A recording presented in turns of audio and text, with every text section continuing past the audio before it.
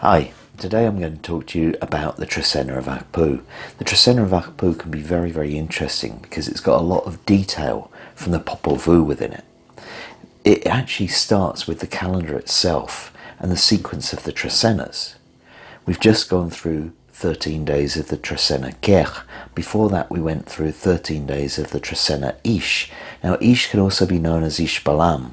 And so what we have is 26 days of Ishbalam Kier being one of the hero twins of the Popol Vuh.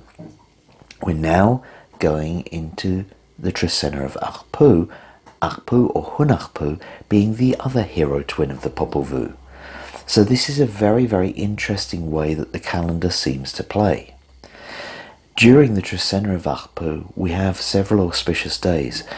One of them, 7 Death. Wukub Kameh. Wukub Kameh was one of the lords of the underworld. It was when the hero twins tricked Wukub Kameh into being beheaded that they had their victory over the underworld, their victory over the darkness. So it's kind of interesting to see that that player is also in there. So we've got Ishblam Kier, we've got Ajpu, Hunahpu, and we've got Wukub Kameh all contained within there. After the day Wukub Kameh, we then go into the day Washikip Kerch. Now Washikip Kerch, 8 Kerch, is an alternative initiation day for daykeepers.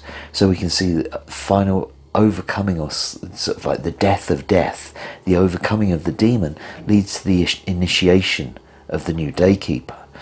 And the Trecena of Ajpu finishes up on 13 which is basically the spiritual path, the spiritual road. So it's a really, really interesting Trecena.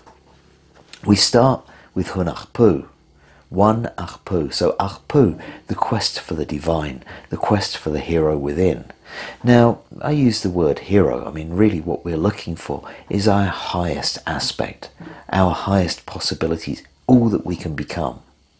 So this is a time to start looking for that. This is a time to renew the journey, the search for the divinity within each one of us. This search is something that we probably inherently know that we've got to go on at one point. We're all on this quest for the divinity within. But it's today on Hunahpu that we might receive some new detail, that we start on a new part of that quest. The 1 is the potential. So it's the potential for the quest for the divine. It's the potential to find that divinity within. And that potential is often brought out through some external event, some catalyst, the compost, the water, the sunlight that feeds the seed which is one. So it might be a day on which you're inspired to start that quest. That quest might be a quest of 13 days, it might be a quest of 260 days. We don't know yet. It might be even a quest of much longer. But the inspiration is something that comes along and gives us that prod and says, hey, it's time to get working on it. Are you really being what you can be?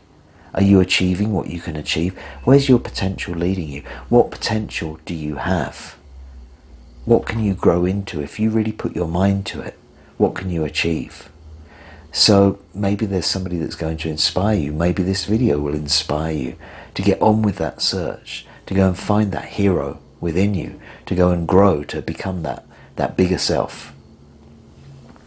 So this all sounds so good so far, but then reality comes in. Reality comes in on Tu Emosh. Tu Emosh, the duality, and the duality of the dream. So we have the dream. Wow, yeah, you know, kind of like becoming that hero, fulfilling my potential. That sounds like a great thing. Oh, but, you know, you're going to have to face those challenges. You know, you're going to have to deal with that. It's when the reality comes in. The duality, the number 2, possibly between the reality and the dream. So how do we manifest that dream into reality? Well, it's not necessarily going to be straightforward, but is any quest that's easy a worthwhile quest? We've got to go through the challenges anyway. So it may just be that on Tu Emosh, some of these challenges become highlighted, and we have to make our decision as to whether we're going to follow the dream or whether we're going to stay where we are. After 2 Emosh, we're then going into 3 Ik. Now once again, this might be a bit of a soul-searching day. The number 3 often relates to the things which are going on inside ourselves rather than looking outside. In fact, you might even find that external stuff might be blocked. Now, the Nawal Ik is about communication. So this is maybe not the best day to try and communicate ideas, maybe not the best day for important communications to happen. Maybe this is a day to look within, to listen to what your heart has to say, to listen to what's going on within you, to find those inspiring words within you.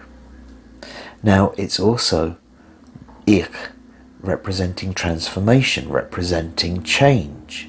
And so again, it's about looking for the change within. If you're going to go and follow your hero's path, if you're going to go and follow your highest potential, there's nobody that can do it for you. The transformation has to begin internally.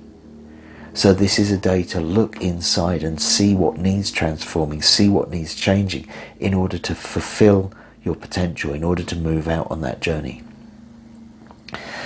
This is then followed by the day 4 Aqabal. Aqabal being the new concept. So obviously if we're starting out on a new journey, we're looking at our new potential. This is a new concept that's coming into our world. This is bridging it out from the dream world. We had a dream, we had an idea, we had an inspiration. How are we going to bring it into this world? Well, Aqabal helps us with that. And the number 4 is about bringing it into the physical world, into the material plane.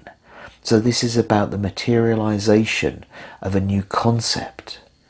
This is about bringing it out and making it tangible, making it physical, getting an idea about really how you're going to bring that new concept in. After 4 Aqabal, we then go into 5 Cat. Now once again, the number 5 can have some slightly challenging things to work with. It's not always as easy as we might think. The 5 represents work. Now work is always going to be about putting your energy into a system. This would suggest that it doesn't necessarily happen easily. You have to give it a push to get it started. Okay, now Cat can be gathering our resources. It might be the gathering of the resources that you need to take with you on this hero's journey. But there's also something with Cat where it's about sorting out what we want to carry in our bag and what we can release. So 5 Cat can be working on releasing our burdens. 5 Cat can be working on releasing our attachments, because we can't fulfill this journey if we're overburdened and if we're attached to the world that we were coming from. We need to liberate ourselves from that in order to achieve our potential. So 5 Cat would consider putting your energy into freeing yourself from burdens, freeing yourself from attachments, and putting into your bag exactly what you need for this specific new journey, for this specific new quest for the divine. After 5 Cat, we're then going to go into 6 Can. So the number 6 representing the 4 directions, with the above and below, the divine masculine and divine feminine coming into it. So can represent wisdom. Can also represent power. So this might be drawing on the power of heaven and earth, bringing them into the physical plane in order to work with your wisdom, in order to bring out the true wisdom. This is kind of like the engine house, the engine room rather, of this Trecena.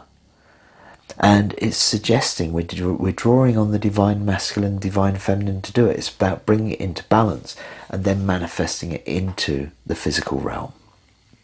So this is our 6th day of the Trecena. It can also be seen as bringing stability to it. The number 6 is this nice stable number in the middle of the range. It seems to be a number of ultimate stability. And so this is a day about bringing good, stable wisdom. Wisdom which has been derived from an experience in both the darkness and the light. Wisdom that you can bring into this plane of existence. Wisdom that comes in balance with power. So it's a great day for setting things in motion, for using the wisdom that you've gained in order to propel you forward on that hero's journey. And we're going to need it. because we then faced with the day 7 Kame. So 7, death, endings, finality, and Kame, death, challenges. Okay, so this can represent overcoming challenges. This can be like facing the final challenge. Now you've just been given the day 6 Kan in order to stabilize your power, in order to stabilize your wisdom. And it's with that stable wisdom and power that you can then confront, for once and for all, this final challenge, this big challenge that might frighten you to death, as we say. This great fear that you can go through in order to come out of the other side. In order to come out the other side, renovated as a higher being. So there's no ducking it, there's no dodging it, there's no avoiding it. 7 Kame, when we have that victory, when we can face that, then that's the point where we know that we've really turned a corner. We've overcome something that's been maybe frightening us for a long time. And that's when we can step up. And what do we step up to? Well, we step up to 8 Kech, to Washikip Kech. So in Momostanango, there's actually an altar called Washikip Kech. It's outside of the village. It's a very interesting altar for looking out over the wilderness. It's right in the top of the village, looking out over the wilderness. 8 Kech is a day of initiation. Kech is seen as a Nawal of the higher level Maya priests, as it were. And so 8 Kech is initiation into that higher level. So what we see when we're going into the day 8 Kech is that it's a great day to get out into the wilderness to receive your initiation. You've just faced your fears. You've just overcome that final fear that you were trying to get over in order to work through towards your hero. Well, this is where you go out into the wilderness in order to be initiated. So 8 Kech is a great day to take a walk in the woods.